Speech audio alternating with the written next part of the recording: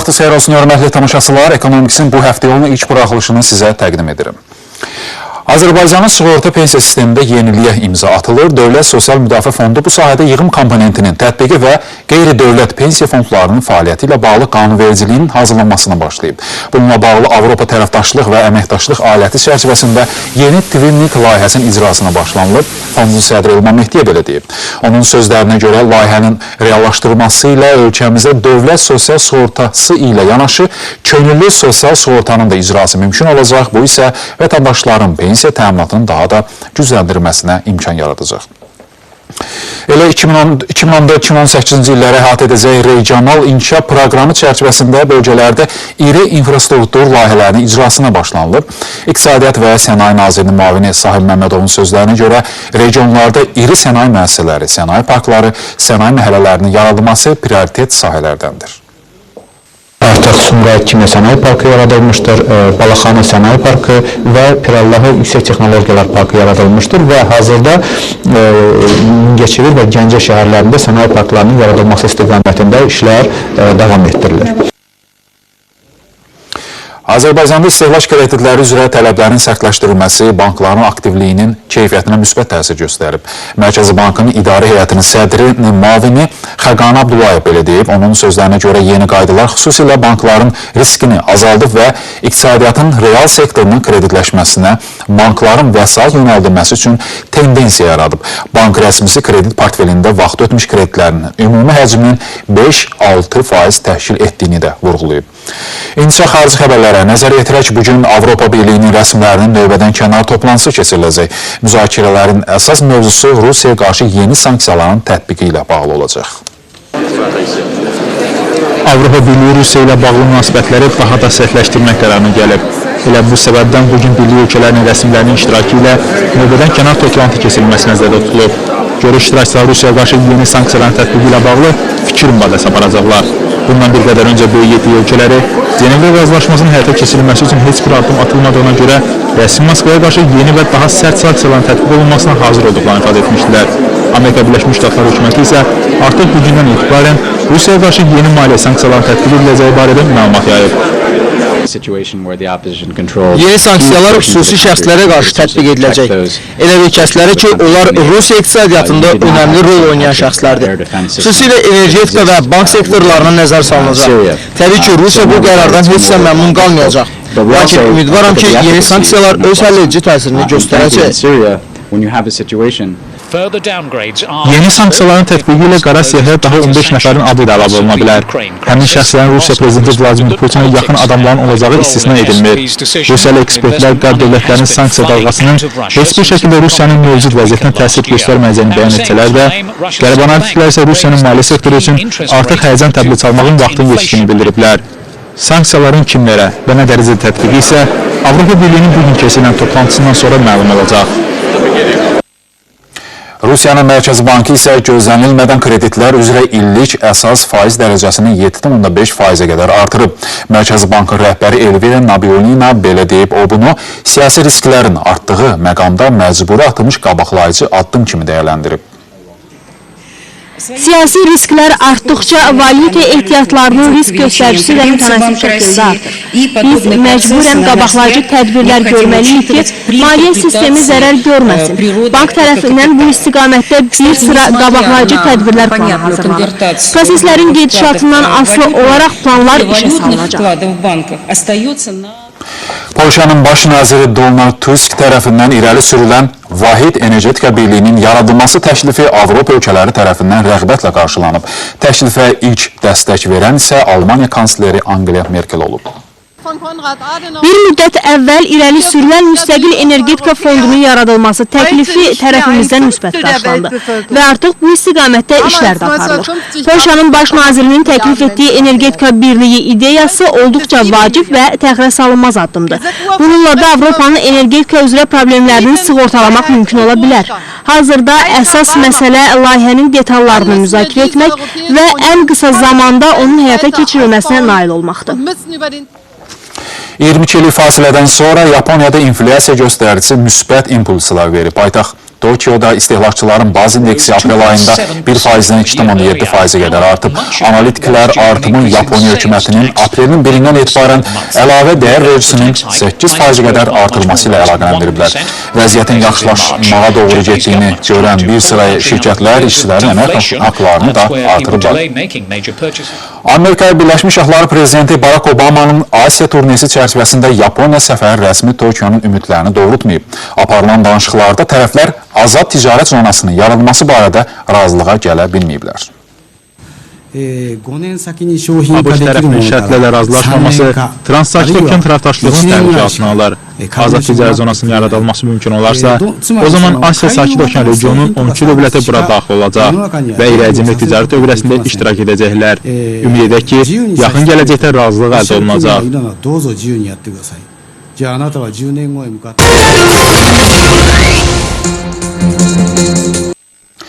Azərbaycanın sığorta pensiya sistemində bayaqda qeyd etdiyimiz kimi son vaxtla yeniliklərə imza atılıb və burada elektron xidmətlərin tətbiqini xüsusilə vurğulamaq olar. Təbii ki, bu sistemin də reallaşdırılmasının əsas hədəfi məmur-vətəndaş münasibətlərinin sadələşdirilməsi, asanlaşdırılması və ən əsası bu sahədə şəffaflığın təmin olunmasından ibarətdir. Elə biz bugünkü mövzumuzu bu məsələyə sərf etmək istəyirik. Qonağımız Dövlət Sosial Müdafiə Fondunun sədri Nigar Pənahovadır. Fondunun şöbə müdiri üzr istəyirəm Nigar Pənahova. Nigar xanım, sizi efimizdə görməyimizə çox şadıq. İlk olaraq suallarımıza keçməzdən əvvəl elə bizim bu mövzu ilə bağlı sujetimiz var, sujetimizə baxaq, sonra suallarımızı sizə ünvanlayarıq. Prezident İlham Əliyevin sərəncamı ilə təsdiq edilən informasiya cəmiyyətinin inkişafına dair 2014-2020-ci illər üzrə milli strategiyaya uyğun olaraq Dövlət Sosial Müdafiə Fondunun fəaliyyətində elektron xidmətlərin rolu daha da artırılıb. Hazırda ölkədə müasir, avtomatlaşdırılmış əsaslarla çalışan sığorta pensiya sistemi mövcuddur. Bu sektorda informasiya texnologiyalarının tətbiqi nəticəsində fondun əhaliyə təqdim etdiyi xidmətlərin sayı artıq 21-ə çatdı. Bugün sığorta pensiya sistemi ölkə əhalisinin 40%-dən çoxunu əhatə edir. Fondun mərkəzi məlumat bazasında 1,3 milyon pensiyaçı və 2,750,000 nəfər sığorta olunan barədə müvafiq məlumatlar toplanıb. 2014-cü ilin ilk il ərzində fondun fərdi uçot sistemində qeydiyyata alınanların sayı daha 2%-ə yaxın və ya 50,000 nəfər artıb. Bu artımın əsas səbəbi pensiyaçı və sığorta olunanlarla müasir əsaslarla xidmətlərin təşkilidir. Hazırda fond tərəfindən göstərilən elektron xidmətlərin keyfiyyətinin artırılması və əhatə dairəsinin genişləndirilməsi sayəsində ardıcıl işlər görülür. Elektron hökumət portalının statistikasına əsasən fondun təqdim etdiyi elektron xidmətlər əhalinin ən çox müraciət etdiyi xidmətlərdir. Belə xidmətlərin sırasında ölkə vətəndaşlarının daha çox diqqətinə səbəb olan isə sığorta olunanların onlayn uçota alınması xidmətidir. Bu xidmət vasitəsilə fərdi uçot sistemində uçota alınan əhalinin sosial sığorta şəhadətnamələrinin rəsmiləşdirilməsi prosesi elektron qaydada həyata keçirilir. Bu xidmət sığorta edənlərlə fond arasında münasibətlərin sadələşdirilməsinə imkan yaradaraq sığorta pensiya sistemində şəffaflığın artırılmasına xidmət edir. Nəticələr isə göz qabağındadır. 2014-cü ilin yanvar ayından bu günədək onlayn şəkildə təqdim olunan elektron müraciət əsasında 12.000-dən çox fərdi şəxsə hesab açılıb və sosial sığorta şəhadətnamələri rəsmiləşdirilib. Elektron xidmətdən istifadə üçün sığorta edən həm fondun saytı, həm də elektron hökumət portalından istifadə edə bilər. Proses çox sadədir. Bunun üçün sığorta olunan onlayn uçota alınması elektron xidmətini seçir, müvafiq xanalar doldurulur. Elektron formada göndərilən ərizə fond orqanları tərəfindən qəbul edilir və bu barədə sığorta edənə təqdim etmə bildirilişi göndərilir. Sığorta edən tərəfindən göndərilən elektron ərizə formalarına fond tərəfindən baxılır. Təqdim olunan elektron ərizə formaları yoxlanıldıqdan sonra sığorta olunan üçün fərdi şəxsi hesab açılır və ona sosial sığorta nömrəsi əks olunan dövlət sosial sığorta şəhadətnaməsi bir ay ərzində rəsmiləşdirilir. Sığorta olunanın onlayn uçota alınması xidməti interaktivdir və xidmət ödənişsizdir. Bu xidmətin göstərilməsi üçün hər hansı sənəd tələb olunmur. Prosesin tam elektronlaşdırılması həm kağız daşıyıcıların istifadəsinin azaldılması, həm vaxt itkisinin aradan qalxması, ən vacibi isə şəffaflığın təmin olunmasına gətirib çıxarıb. 2009-2015-ci illərdə sığorta pensiya sisteminin inkişafına dair dövlət proqramına uyğun olaraq fond tərəfindən əhaliyə təqdim olunan elektron xidmətlərin sayı və keyfiyyəti daha da artırılacaq. Rasim Şərifov, Lider TV. Nigar xanım, Dövlət Sosial Müdafiə Fondunun həyatdakı elektron xidmətlər sayəsində həyata keçirdiyi layihələrə biz az mümkün qədər toxunmağa çalışırıq. İstəyərdik, siz də fərdi uçuş haqqında ümumi məlumat verərdiniz, çünki bu məsələ əhalini daha çox maraqlandıran mövzulardan biridir. Fərdi uçot, əmək pensiyası və digər sosial müdafiə hüquqlarının təmin edilməsi üçün hər bir sığorta olunan üzrə əmək haqları, sosial sığorta stajı, məcburi dövlət sosial sığorta haqları barədə və digər məlumatların qeydiyyatının aparılmasıdır. Bu məlumatların uçotun aparılması məqsədi ilə Dövlət Sosial Müdafiə Fondu hər bir sığorta olunanı, yəni işçini fərdi uçot sistemində qeydiyyata alaraq onun üçün unikal sosial sığorta nömrəsi olan fərdi şəxsi hesab açır. Bu fərdi şəxsi hesabda vətəndaşların gələcək pensiya təminatında mühüm rola malik olan məlumatlar toplanır və vətəndaşların fərdi uçot sistemində uçota alındığını və fərdi şəxsi hesabların açıldığını təsdiqləyən sosial sığorta şəhadətnamələri rəsmiləşdirilir. 1 yanvar 2006-cı ildən hazıradək fərdi uçot sistemində 2.700.000-dən çox sığorta olunan uçota alınmış, onlar üçün fərdi şəxsi hesablar açılmış və sosial sığorta şəhadətnamələri rəsmiləşdirilmişdir. Ümumiyyətlə belə bir sual vermək istəyərdik. Ümumiyyətlə, fərdi uçot sistemində uçota alınmaq üçün nə etmək lazımdır? Yəqin ki, bununla bağlı sizə çoxlu sayda suallar ünvanlanır.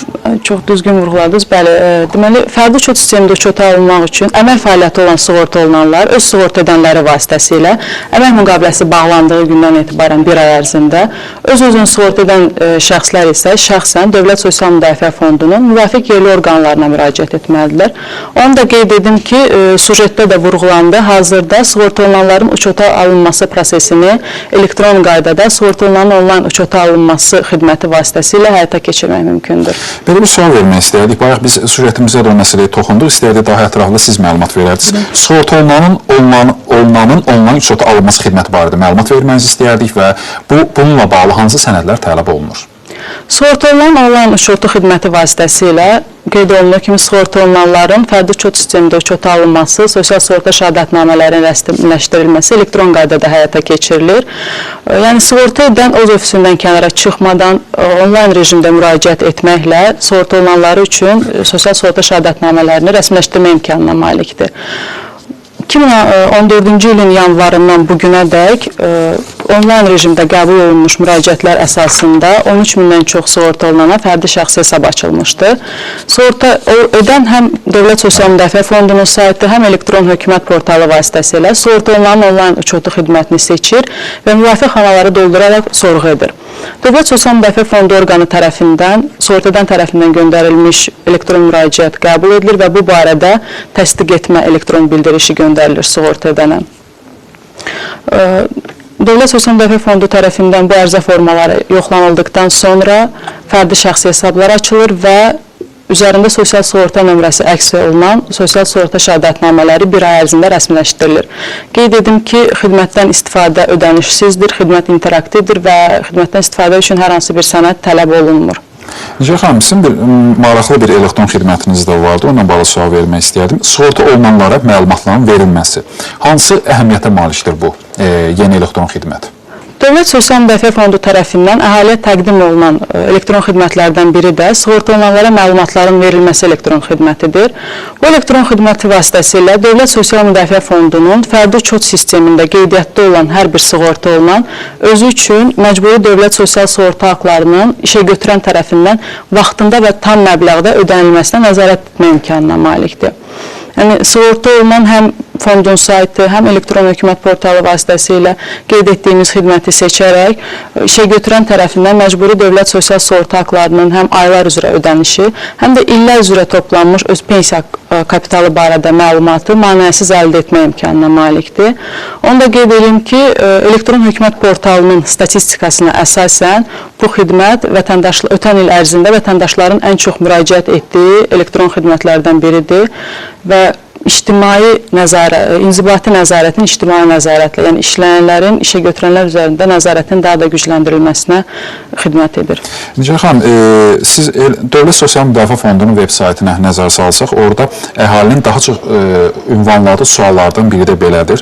Vətəndaşlar maraqlandırma, sosial sığorta şəhadətnaməsi itirildiyi halda sığorta olanın hara müraciət etməsi vacibdir. Bu barədə istəyərdim biraz ətraflı məlumat verərdiniz ki, tamaşaçılarımız xalqımız, vətəndaşlarımız belə bir əziyyətləri çəkməsinlər.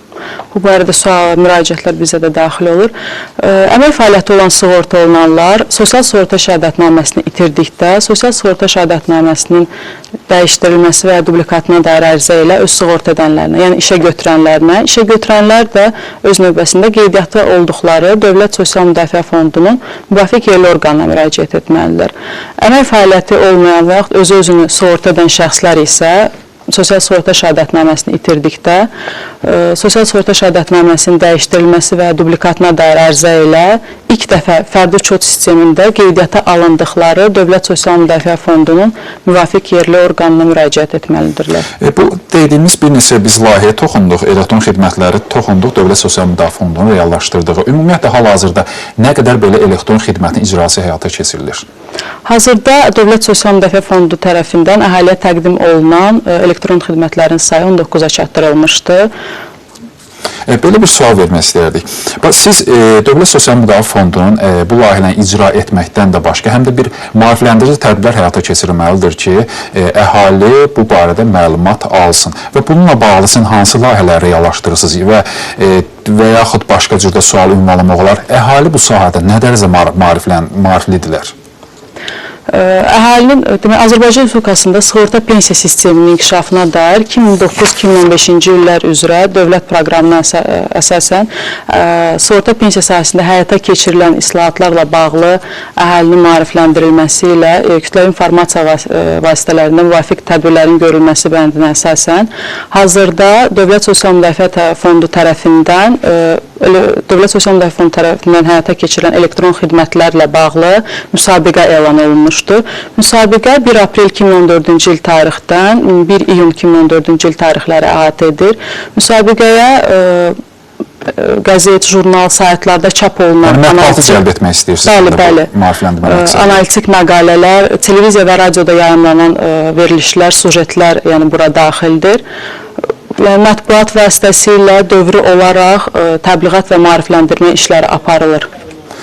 Belə bir sual vermək istəyirdik. Daha doğrusu biz bir xəbər yaymadıq. Yəni, Azərbaycanın sığorta pensiya sistemində bir yeniliyə imza atılır. Dövlət Sosial Müdafiə Fondunun sədri Elman Mehdiyev bu barədə məlumat verib. Deməli, ölkəmizdə dövlət sosial sığortası ilə yanaşı könüllü sosial sığortanın icrası mümkündür. Doğrudan çox maraqlı bir layihədir. Yəni, biz dəfələrlə hətta fondda mətbuat konferansları olanda dəfələrlə bu suallar vermişik və artıq onun reallaşdırması imkanı var. Bu barədə məlumat verərdiniz. Nə vaxtda reallaşa bilər? Ümumiyyətlə, bu Twinik layihəsi əsas məqsədi, hədəfi nədir? Azərbaycan Respublikası əmək pensiyaları qanunvericiliyinə əsasən ölkəmizdə əmək pensiyaları baza, sığorta və yığım hissələrdən ibarətdir. Baza və sığorta hissələrinin tətbiqi uğurla reallaşdırılsa da yığım hissənin tətbiqi qarşıda duran mühüm vəzifələrdəndir.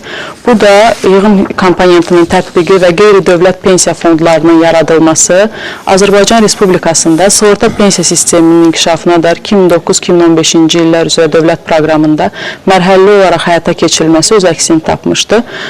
Hazırda Avropa İttifaqı ilə Avropa əməkdaşlıq və tərəfdaşlıq aləti çərçivəsində yığım komponentinin tətbiqi və qeyri-dövlət pensiya fondlarının yaradılması üzrə qanunvericilik bazasının hazırlanması Dövlət Sosial Müdafiə Fonduna dəstək Twining layihəsi imzalanmışdır. May ayından artıq Latviya və Almaniyanın müvafiq qurumları ilə birgə qeyd olunan layihənin icrasına başlanılacaqdır. Nigar xanım, doğrudan da çox maraqlı məsələləri toxundunuz və ümid edirik ki, Azərbaycanda bu sistemdə, bu sahədə elektron xidmətlərin tətbiqi daha da genişləndiriləcək. Çünki Dövlət Sosial Müdafiə Fondu da bununla bağlı dəfələrlə qeyd edib ki, hədəf bu sahədə əsasən şəffaflığın təmin edilməsidir. Sizə bir daha təşəkkür edirəm, Nigar xanım, dəvətinizi qəbul etdiniz, suallarınızı çox maraqlı, ətraflı cavablandırdınız. Hörmətli tamaşaçılar, bir daha qeyd edim ki, qonağımız Dövlət Sosial Müdafiə Fondunun şöbə müdürü Nigar Pənahova idi.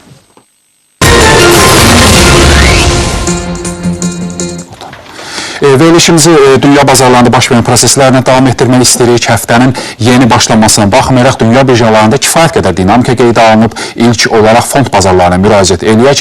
Amerikanın əsas indeksləri fərqli dinamika nümayiş etdiriblər. Dow Jones və S&P 500 bağlaşsa da Nasdaq 100 eniş edib. Almaniyanın daxsı 1,54% ucuzlaşır. Böyük Britaniyanın FTSE 100-ün dəyəri 0,26% enib. Yaponiyanın Nikkei 225 indeksi də qırmızı zonadadır. Amerikanın New York birjasında əvəzə çıxarılan light neftinin qiyməti 0,2% artıb. Bu saata light $100.98 təklif edilir. London birjasındakı Brent neftinin qiyməti isə dəyişməyib, indi bu markadan olan qara qızıl $109.81 satılır. Qızıl isə bahalaşır. Bu metalın bir unsiyası hazırda $1304.06 təklif edilir. Bu isə 0,8% bahalaşma deməkdir. Gümüş 0,15% eniş nümayiş etdirib. Hazırda bu metal $19.69 satılır. Platinin qiyməti $1426. Palladium, mis və alüminium da artıblar. Avronun məzəmməsində eniş var. Bu sahada avro dollar 1.38-24-də mübadilə olunur. Dollar yen 102.14, funt sterling dolları isə 1.67.90-dır. Azərbaycan Mərkəzi Bankının rəsmi valyuta məzənələrini təqdim edirəm. Dollar 78 qəpik yarım, avro 1 manat 8 qəpik yarım, Rus rublu 2,2 qəpik, Türk lirəsi isə 37 qəpiyə yaxındır. Həmişə olduğu kimi indi isə vaxt idmanında idman aləmində baş verən yenilikləri sizə həmkarım Orxan Sübhan təqdim edəcək. Salam Orxan. Xoş gördük Rəsim. Bu söz sənindir. Bu sahada hansı xəbərləriniz olacaq sizin? Deməli, bir neçə dəqiqədən sonra Sədanın idman buraxılışında tamaşaçılarımız xəbər tutacaqlar ki, Heydər Əliyev mərkəzində mərhum qrosmesterimiz Vüqar Həşimovun xatirəsinə həsr olunan beynəlxalq turnirdə 7-ci tur arxada qalıb. Bundan başqa, futbolcu Azərbaycan çempionatında növbəti turun oyunları keçirilib. Eyni zamanda Türkiyə və Hollanda çempionatlarında artıq qalibin adı məlumdur. Eyni zamanda maraqlı qonağımız olacaq. Bu və digər xəbərlər haqqında bir neçə dəqiqədən sonra. Buyurun. Mən ümumiyyətlə xəbərlərinizi gözləyirəm və ümid edirəm ki, tamaşaçılarınız isə bu xəbərlər xüsusilə maraqlı olacaq. Hörmətli tamaşaçılar, bizə ayrılan vaxt isə burada bitir. Xəbərlərin təfərrüatını axşam 19:30 efirindən də izləyə bilərsiniz. Mən isə sizinlə həmişə olduğu kimi sabah görüşəcəm. Hələlik.